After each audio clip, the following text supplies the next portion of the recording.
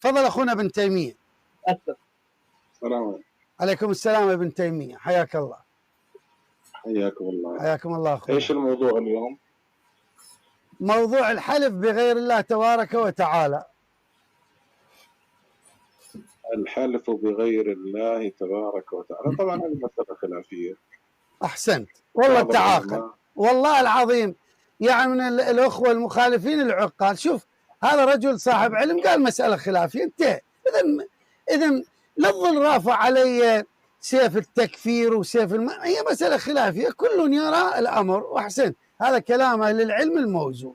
بارك الله بك أخونا. زين أخونا ابن تيمية، أنا اليوم قرأت، إذا أنت كنت موجود في البيت، قرأت من كتاب اليوم هو شرح صحيح مسلم، شرح صحيح مسلم. وهذا الأخ اللي الآن تشيع عندنا، أخ أبشرك، أخ من الجزائر، ركب سفينة النجاة، يقول عنكم وانت دافع، خذ، يقول هؤلاء ما كانوا يتكلمون لنا بالحقيقة حول حقيقة علي بن أبي طالب، ما كنت أعلم عن أهل البيت عليهم أفضل الصلاة والسلام، حقيقة معاوية بن أبي سفيان، حقيقة بعض الصحابة، كانوا كلهم يعمون علينا. ممكن أعرف ليش ما تظهرون الحقيقة للناس إلى أن جاء الإنترنت الآن وبين الحقائق؟ فضل. ورحمة الله وبركاته. كما سمعتم المصائب الرافضة يعني يدافعون بشدة على الحلف بغير الله وعلى التوسل بغير الله وعلى الاستعانة بغير الله. يبقى لا، يعني أنت تحلف بالله لا يريحهم، لا يرتاحون، يجدك أنك تحلف بالله وتتوسل بالله وتدعو الله فقط. لا، يجب أنك تشرك بالله حتى يطمئن قلبهم. أما تحلف بالله لا. الآن هذا الحاج الوعد برنامج، يعني هو ليش يطيل في هذا البرنامج؟ ليش؟ من أجل أن الشبهات والضحك على الناس. الآن لما قال هذا ما تقول في من يحلف بغير الله، فهذا المتصل قال له مسألة خلافية، قال اسمع العلماء انت ايش كفرنا؟ يعني فرحان مسألة خلافية. وقال له هذا الشيعي ركب سفينة النجاة. ومذهب أهل البيت، وين مذهب أهل البيت؟ ترى كل من تشيع، أقسم برب الكعبة، كل من تشيع فتشيع لمذهب المراجع. ليش؟ أنا أقول لك ليه. لأن وعد لمي أنا أتحدى، أنا ما أدخل في التفاصيل. نعطيك مثلا نحن أهل السنة، افترض معي أن عندنا عند المذاهب أنه يجوز الحلف بغير الله وبالبقر وبالحجر وبالشجر وبالحشرات. نعم مثلا أنت كشيعي لما تقول أنت تتبع من؟ يقول لك نحن نتبع مذهب أهل البيت، مذهب علي بن أبي طالب. جميل. هل أنت مجبر أنك تتبع مثلا عالم من علماء أهل السنة؟ لا، أن بالنسبة إليك هؤلاء كفارة. جميل. أنت ليش أنت تتشعب وتبحث؟ تقول لي أنا أقنعك يا عمي أنا سلمت معك. هذه افتراضات. أنا لا أريد أحلف بالله، لأن أنا من يقترب إلى إلى سنة النبي فهذا أخذ به. أنا عندي سنة النبي، قال الله وقال رسوله، فانتهينا. أنا ما تقول لي العلم رغم أن ما عندناش علماء يقولون بالحلف بغير الله، لكن بعض الصوفية أنهم يشتركون مع الشيعة في مسألة الاستغاثة والحلف بغير الله واتباع المريدين، وهذو يتبعون المراجع وهو يتبع هذا شيخ طائفة كذا وشيخ طائفة كذا، وينسبوهم لنا مذهب أهل السنة. أنا سؤالي واحد للرافضة، وأتحدى الشيعة سواء كان عالم أو غير عالم، كبير أو صغير، رجل أو امرأة، أتحداه تحدي إلى أن يرث الله الأرض ومن عليها.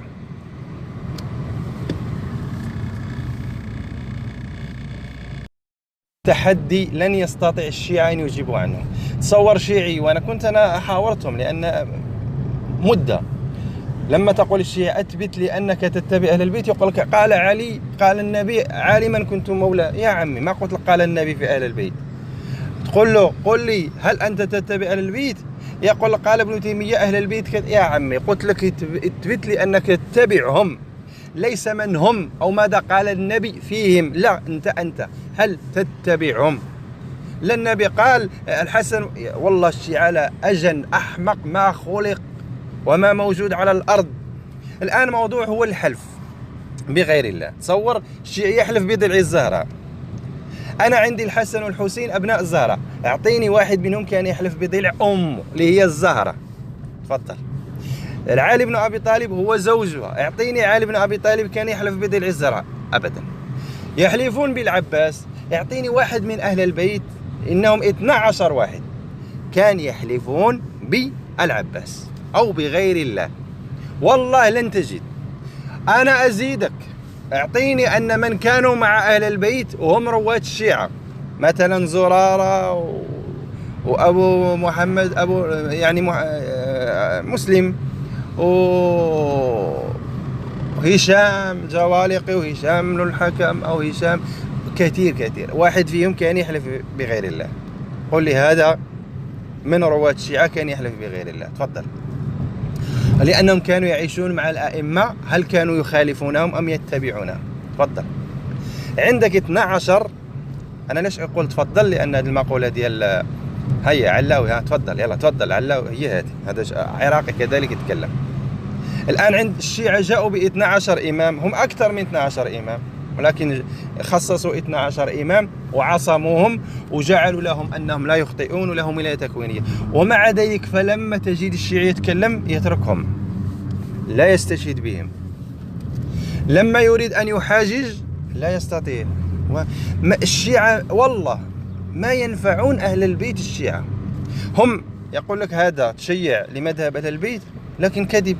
هو تشيع للمراجع. ليش؟ لأنه سيصبح من الغد يلطم ويزحف ويتوسل بغير الله ويدعو غير الله، ويستغيث بغير الله. هو يقول لك تشجع لمذهب أهل البيت، لكن تجده تشيع للمرجع. أصبح يصدق ويتبع المرجع. لما يلطم، وين لطموا أهل البيت؟ ولما يحلف بغير الله، وين حلفوا أهل البيت بغير الله؟ ولما يتوسل بغير غير الله، وين أهل البيت توسلوا بغير الله؟ ولما يحلف بغير الله بضلع الزهراء والعباس، وين أهل البيت حلفوا بها؟ هو أنت تشيعت لمذهب البيت بالاسم أم بالاتباع؟ هو التشيع هو الاتباع. يعني مذهب أهل البيت في واد والرافدة في واد، لأن مذهب أهل البيت هو مذهب أهل السنة. أنا أقولها وأكررها كم من مرة. أنا أتحدى وعد اللامي، أحمد الإمامي، ميتم الموساوي، أنا أتحداهم يعطوني وحدة من الآلاف أنهم يتبعون فيها أهل البيت، والله لن تجدهم. مذهب أهل البيت جعلوا شماعة كرة يضحكون بها على الناس. مذهب أهل البيت ويتبع المرجع في الحلف بغير الله، مذهب أهل البيت ويحلف بغير الله، مذهب أهل البيت ويتوسل بغير الله. وهم ما فعلوها. أنت تتبع أهل البيت ليش؟ النبي و12 إمام ولا واحد اتبعته أبدا. أهل البيت دوخوا رؤوسنا بمذهب أهل البيت، لكن لما تجده مذهب الشيطان، يلطم، يزحف، يتطين، كل مصائب يفعلها، ولكن ما لا علاقة بأهل البيت. يلا هذا تحدي لأي شيعي يثبت لي أنه يتبع أهل البيت. أنا أتحداه مليار مرة حتى يثبت لي أنه يتبع أهل البيت، أو أنه إذا حلف بغير الله فعنده دليل من رسول الله ومن أهل البيت.